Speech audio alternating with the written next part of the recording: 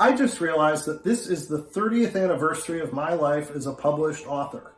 In January, my very first short story, Learning to Build, appeared in a magazine called Gaslight. And the very next month, February 1994, my second short story, Preserve, appeared in a magazine called Eulogy. I can't believe that it's been 30 years since those first two short stories appeared. But since then, I've published 14 novels, and this year, my 15th will appear from Flame Tree Press this fall, called The Bloodstained Doll. Here in my office, I have a shelf with all of my novels and my short story collections as well on the shelf next to me when I'm writing at all times. It's kind of a reminder that, yeah, I did that. So there are my very first novels, Covenant and Sacrifice. They appeared in the mass market.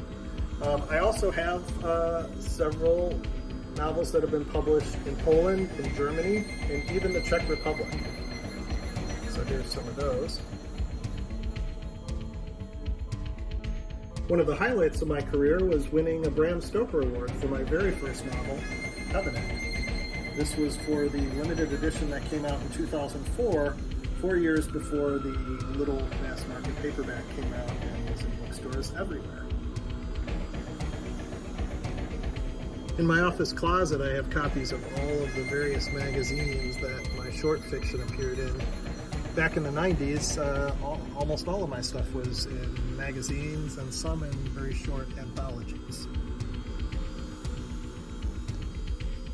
Here are all of the various anthologies that my short stories have appeared in over the last 30 years.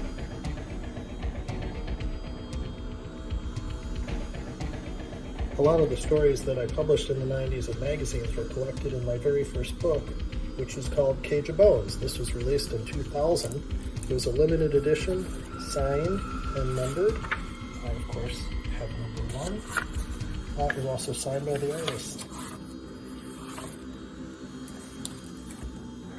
Back in the day, they even did anthologies on CD-ROMs, and the music that you're listening to underneath this video, I actually recorded for this particular anthology called Blood Type. I had a story in it, and I wrote the theme song, which is called Blood Type.